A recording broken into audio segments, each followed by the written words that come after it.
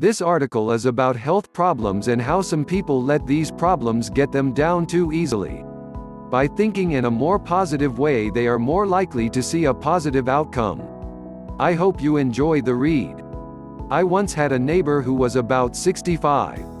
She was such a negative person, very rarely smiled and seemed to moan about almost everything. Her name was Nancy. When I first moved to this particular area, I tried to make friends with the people who lived close to me.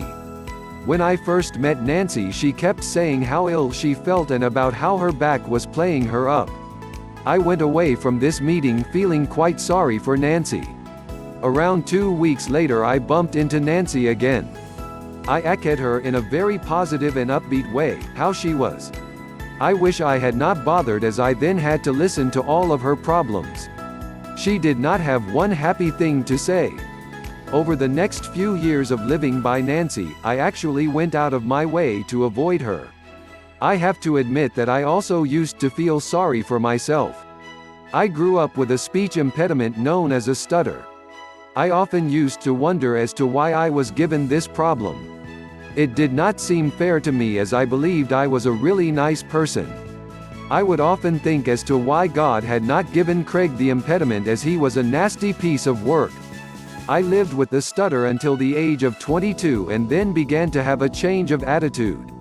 Instead of looking at people who I thought were more fortunate than myself, I started to read and hear about people who were far less fortunate. By watching the news on the television, I saw some images and heard stories from other countries which made me realize how stupid I had been. I may have had a stutter, but compared to other people in the world, I am very fortunate.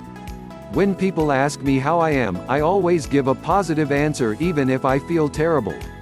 I try and walk around with a smile on my face and am now living life to the full. I have also managed to overcome that horrible stutter. People like Nancy could do with having the same change in attitude, and they may find they have more visitors to their house and that some of their ailments disappear. Copied with permission from http://plrplr.com/53502/y-do-i-have-this-health-problem/